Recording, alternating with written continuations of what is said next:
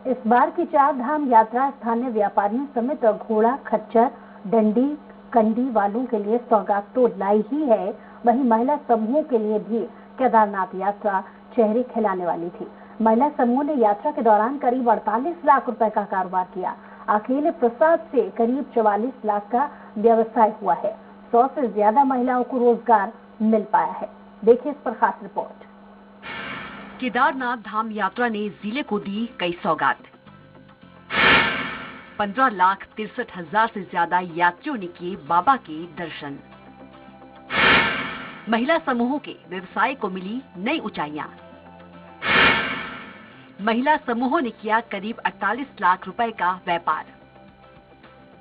Corona काल के बाद पटरी पर लौटी केदारनाथ धाम यात्रा इस बार जिले के लिए कई सौगात दे गई। यात्रा से सीधे तौर पर जुड़े लोग 2 सालों से सुचारू यात्रा का इंतजार कर रहे थे। इस साल रिकॉर्ड 15,63,000 से ज्यादा यात्रियों ने केदारनाथ धाम पहुंचकर इस इंतजार को खत्म किया। जिले में संचालित महिला समूहों के लिए भी यह यात्रा सुखद साबित हुई। कोरोना काल के बाद इस महिला समूहों के व्यवसाय को नई ऊंचाइयां मिली। केदारनाथ यात्रा से जुड़े विभिन्न महिला समूहों ने इस साल करीब 48 लाख रुपए का व्यापार किया।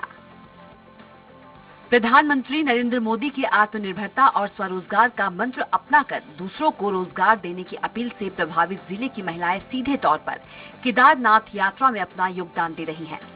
जिले में महिलाएं बाबा केदारनाथ धाम के लिए स्थानीय उत्पादों से निर्मित प्रसाद तैयार करने के साथ ही यात्रा मार्ग पर रेस्टोरेंट, कैफे और अन्य उत्पाद बेचकर आत्मनिर्भर बन रही हैं। जिलाधिकारी मयूर दीक्षित का कहना है कि बाबा केदारनाथ में दुनिया भर से आने वाले तीर्थ यात्रियों को स्थानीय उत्पादों से निर्मित प्रसाद और बाबा केदारनाथ के सोविनियर मुहैया करवाए जा रहे हैं। साथ ही स्थानीय शहद, हर्बल धूप समेत कई उत्पाद महिलाएं तैयार कर यात्रियों को उपलब्ध करवा रही हैं।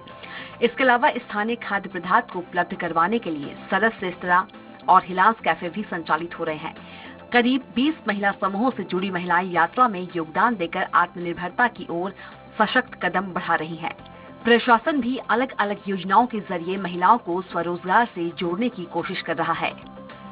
केदारनाथ धाम में जिले की महिलाओं के बनाए गए प्रसाद की बिक्री करने वाले व्यापारी अर्जुन कुमरांजुली का कहना है कि कोरोना काल के बाद शुरू हुई यात्रा बेहद लाभदायक साबित हुई है। उन्होंने हेलीपैड और मंदिर परिसर में तीर्थ यात्रियों को करीब 43 लाख रुपए का प्रसाद बेचा। उनके पास जिले भर के करीब 20 महिला स्वयं सहायता समूहों के तैयार किए गए चौलाई के लड्डू, हर्बल धूप, चूरमा, बेलपत्री, शहद, जूट और रेशम के बैग पहुंचते हैं। इसके अलावा गंगा जल के लिए पात्र और मंदिर की भस्म भी प्रसाद पैकेज का हिस्सा है। पूरे पैकेज की कीमत 250 रुपए है, जिसके अतिरिक्त 50 रुपए मंदिर समिति और हेली कंपनियों को रॉयल्टी दी जाती है।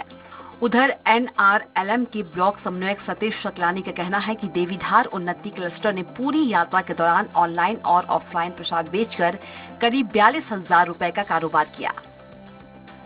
केदारनाथ प्रसाद उत्पादक फेडरेशन के अध्यक्ष लक्ष्मण सिंह सजवान का कहना है कि इस साल उन्होंने करीब 50 क्विंटल चौलाई के लड्डू और चूरमा तैयार कर केदारनाथ में बेचा है। पिछले 6 महीनों में 60 महिलाओं को रोजगार दिया, जिसमें 30 महिलाएं NRLM के तहत गठित समूह के जरिए नियमित तौर पर जुड़ी हैं। पूरी यात्रा के दौरान उन्होंने करीब 22 लाख रुपए के लड्डू और चूरमा बेचा। समूह से जुड़ी महिलाओं को प्रतिदिन 300 रुपए मेहनताना देने के साथ ही समय समय पर प्रशिक्षण भी देते हैं। उन्होंने कहा कि साल 2017 में प्रसाद योजना शुरू होने से पहले चौलाई का उत्पादन बेहद सीमित हो गया था, जबकि अब इसके उत्पादन में बढ़ोतरी हुई है। किसानों से 55 रुपए प्रति किलो के हिसाब से चौलाई की खरीद करते हैं। अगले साल के लिए 100 क्विंटल चौलाई की खरीद के लिए किसानों को उत्पादन करने को कहा गया है। इसके अलावा बेलपत्री का उत्पादन करने वाले किसानों को भी योजना का सीधा लाभ मिल रहा है। सरस रेस्टोरेंट और विपणन केंद्र को मिली नई पहचान।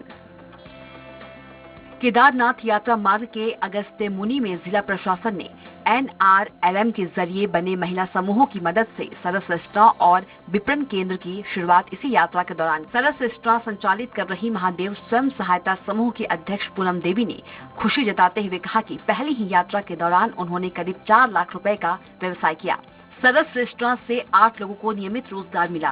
उधर सरस विपणन केंद्र संचालित कर रही शिवानी का कहना है कि श्री केदारनाथ यात्रा के दौरान जिले भर के किसानों से इकट्ठा किए हुए स्थानीय उत्पाद बेचकर करीब 80,000 रुपए का कारोबार किया। देहरादून से स्टेट हेड SS तोमर की रिपोर्ट।